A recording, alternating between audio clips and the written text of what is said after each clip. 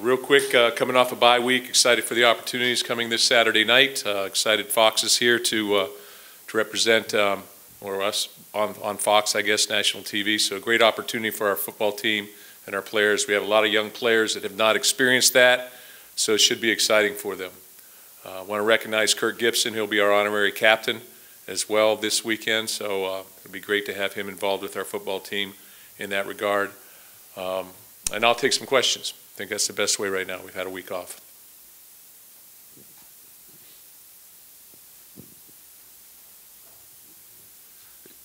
The wideouts, I think, have, by all accounts, been pretty impressive for a group that had 14 catches. The work he's had a good start. For Brian and those guys, has this become a real telling, I don't want to say the first telling test, but a new chapter in their playmaking ability?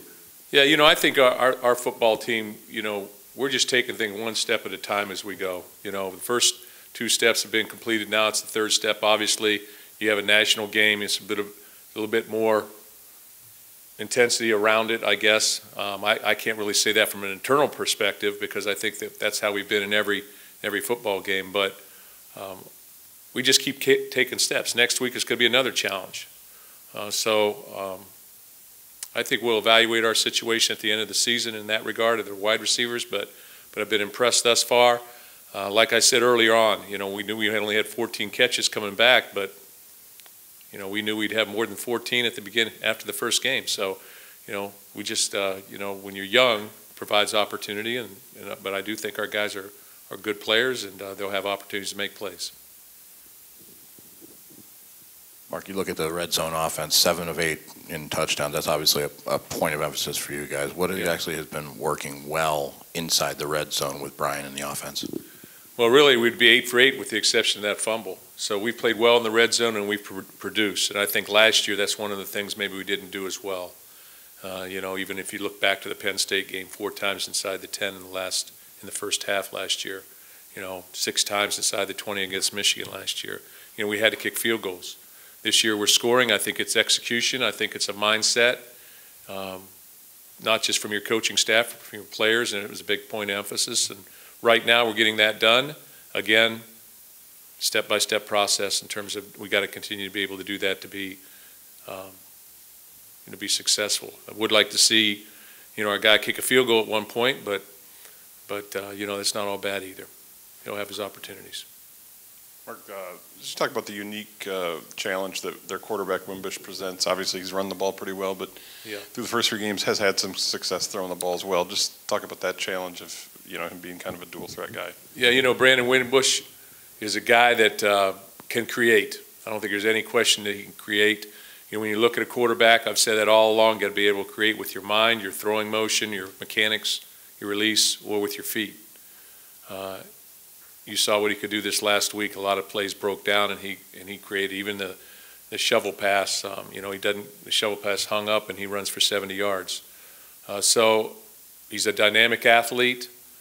He obviously has a good style of leadership. You can see that they follow him, and even though I think he's a redshirt sophomore, you know, he's a relatively young player in that regard.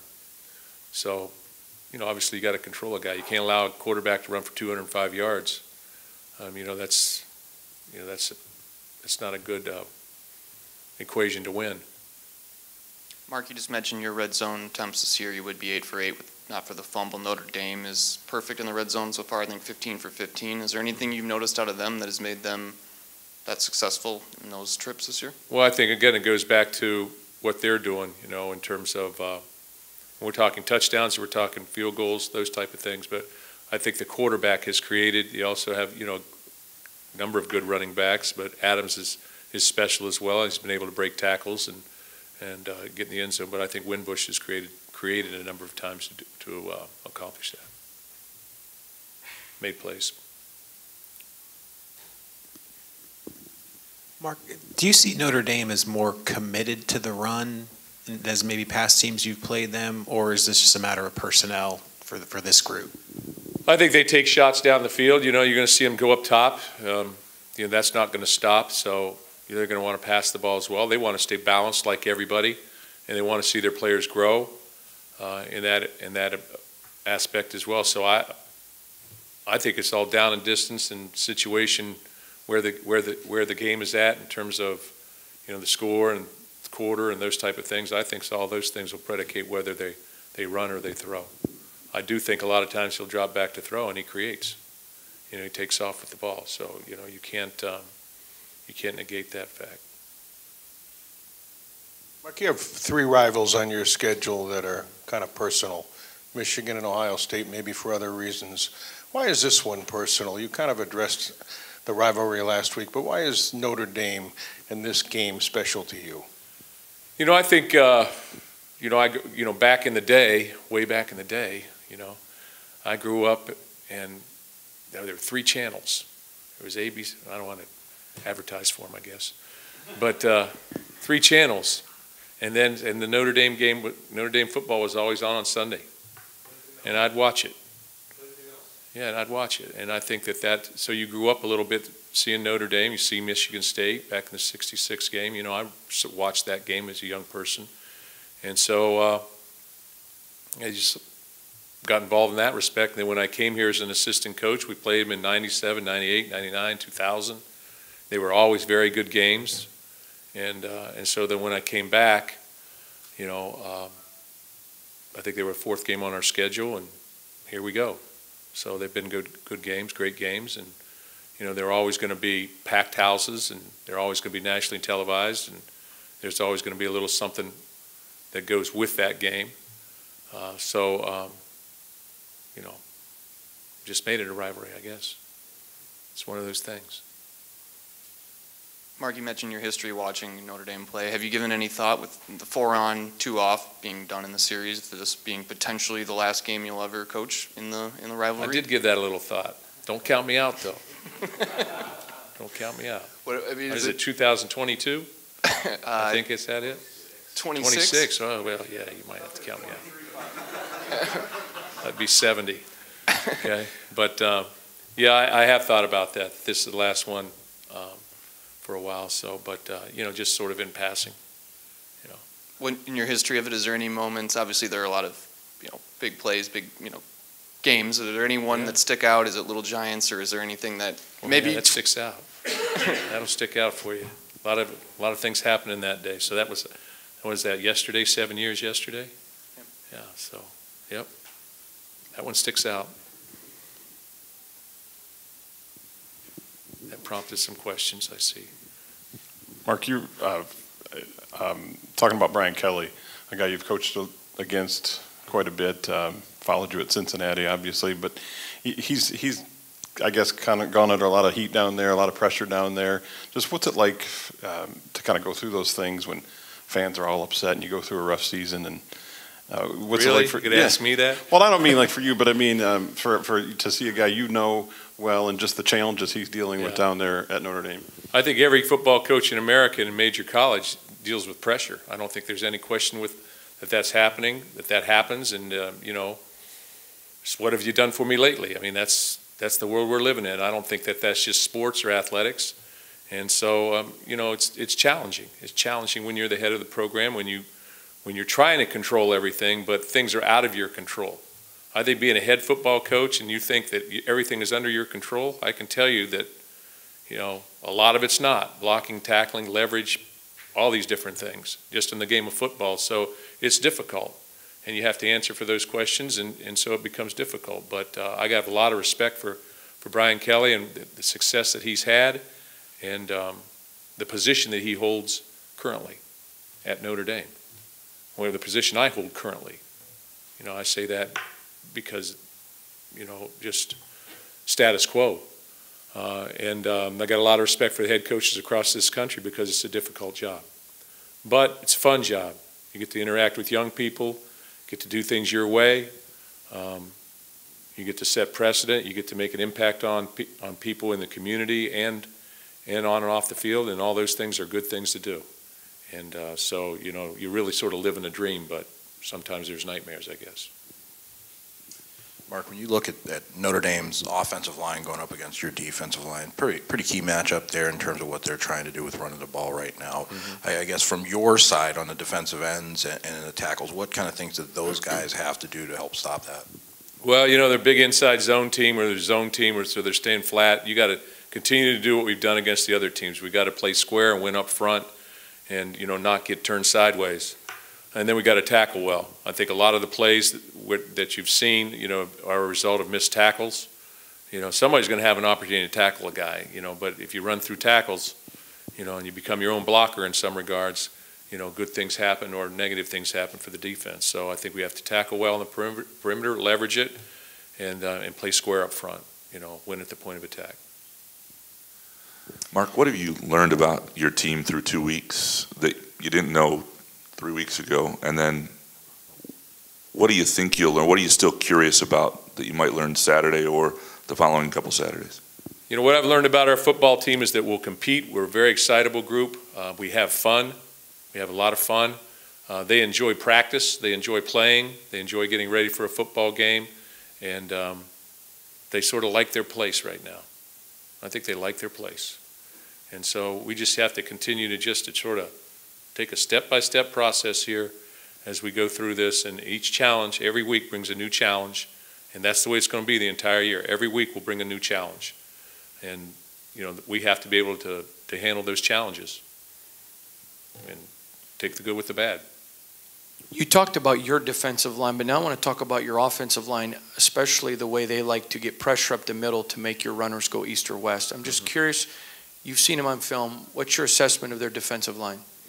Active, big, you know, they're going to try and control the C gap. I think anytime, you know, in a run defense, and we're trying to run the football, if you can control the C gap, if you can control the nose tackle position, you know, the zero A gap type things, you know, that's when it's the toughest to run the football. So they want to put a big guy, 690 pounds, 6'3.5", over the tight end, if he's to the field or something like that. You know, that's a big guy. You got to get movement. You got to win that. You got to win that that individual battle. So they're active. Their linebackers play downhill. They're playing well defensively. I think for all the things that you hear about the big plays, because that's what I guess sells tickets. You know, they're playing well defensively. I think they're playing well in the front seven. You don't see a lot of people running the ball very effectively against them, and they haven't given up a lot of points. So that's tough. Tranquil at their rover spot, I mean, does a lot of different things. Not the biggest guy in the world, but certainly does a lot athletically. Can you talk about him, please? Yeah, you know, he's been playing really since, I think, that he played as a true freshman, but he's playing a long time. He's played in the secondary, so he's an athletic guy. He has that type of speed. He's gotten bigger, and so he sort of plays what we would call the star linebacker here. So it's a guy that's an adjuster, plays out in space a lot, but he'll have to come in the box in certain formations. But he's active, he's tough, just like his brother. He's a tough guy, plays with high energy, and he's trying to make plays. Coach, in the back here. Mm-hmm. You mentioned in the opening statements about a young team in the national spotlight, getting those guys that kind of exposure and that kind of experience. How does coming out of a bye week help you prepare that versus if it was a quicker turnaround without that? Well, we're ahead in terms of our preparation. I think that's one of the things. I think we are ahead in that preparation now. As game time approaches, they catch up. But I do think that we're ahead so that we can, so as a younger football team, we can sort of sit there and say, okay, here, this is what we have to do. So they understand their challenge. They've looked at that challenge for a week and a half now. It's this being Tuesday, or a little over a week plus. And so I just think that they're looking forward to this opportunity, this moment. You know, they've had a couple weeks to do this. Again, what I've tried to do is say, divide our season up in sort of phases. And, you know, this is sort of the second phase, last non-conference game. And so here we are. Let's see if we can go 3-0. Most teams or athletes might use a bye week for rest or relaxation, but some of your guys going down to Houston, how does that make you feel as a coach? I'm very proud of our football team. I've always been proud of our football team. Do we always do everything right? No, as evidenced by some of the things that have gone on. But, you know, it's usually the 95%, 5% rule in that regard. 95% of our guys are going to do what's right in this community and what's right for other people. And I ask our players all the time, try and be a light for others. You know, 10 guys went down to Houston and they did some great things. Other people went home and saw their high school play or spends time with people back home. You know, we have the Lansing Promise we're involved in, so we'll bring a group of people from an elementary school to practice today, from the entire elementary school, the fourth, I think maybe the fifth and sixth graders or something of that nature. So they have an opportunity to, again, spend some time and make a difference in people's lives, and I think that's what we're all called to do. Our guys do a great job with that, not just our football team, but our entire athletic department, and we'll keep doing that. Going off of what Matt said, for a lot of your young players, this is probably going to be their only opportunity to play against Notre Dame. How do you go about kind of expressing the importance of this to them? Do you kind of treat it like any other game, or do you tell them about the finality and how this will kind of be their only shot? No, this is just another game in that regard. This is the next challenge. There are going to be other big challenges that they're going to be able to look forward to throughout their football careers playing here. So that's the kind of place Michigan State is. That's the kind of place Notre Dame is. You're always going to have a big game, the next big game, so there's no finality in that. I just think that we need to embrace the rivalry, embrace what's going on, and have fun. You know, as much as anything, I want our guys when they leave when they enter that stadium, that they look around and they understand that this is a life moment. Every opportunity to play in Spartan Stadium is a life moment. Enjoy it. Play as hard as you can. Play with great toughness, and execute. Mark, it's only 2 games, but you've been with this group since the spring, so it's kind of been a long time. I don't know if you've ever had a younger team. No, I don't think we have. Do you feel that they're kind of growing up? Yeah, young teams are nice because, you know, as you get into it, you have, let's say that we played 10 freshmen. Those 10 freshmen are going to be very near sophomores with a lot of experience at the end of this year, but yet still have 3 years to play. So I go back to 2010, our entire second unit on defense were freshmen. But, you know, that team inevitably grew up fast in 10 and 11, stepped back in 12, but had a big year in 13.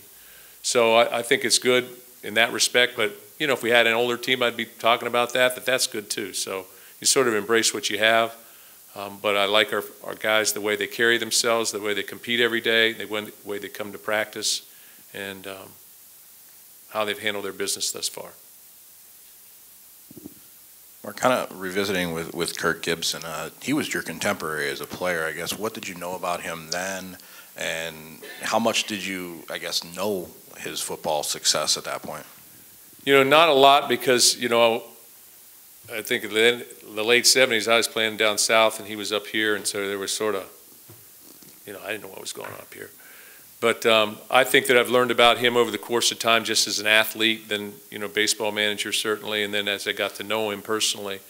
But I don't think there's any question that as a Major League Baseball player, everybody knew who he was and the success that he had and the things that he was able to accomplish in that regard. And I knew that he had played football and was a great player at Michigan State. But, you know, that was a little bit after he was, you know, already going on. I knew that he was successful. I knew that that was the case, and he was an outstanding player here, a wide receiver and that type of thing, and a big play guy. But I learned a little bit more as I came. Very good. And close it down. Oh, yeah, Ando. Mark, this is a major game as far as a bunch of recruits that are coming in, and I'm curious, for those that can't, do you encourage them, hey, get on the TV, watch the atmosphere, look at it, because certainly under the lights, striped, it can be pretty impressive. Do you use the television as much? You know, yeah, we're always talking to the people that we're allowed to talk to right now, and talking to them about that. You know, if you can't be here, but to be honest with you, a lot of them are going to be here. So it just sort of shows the environment. It'll show and detail our environment here, our game environment, and it should be a great opportunity for our young people to watch Michigan State. Thanks. Go Green.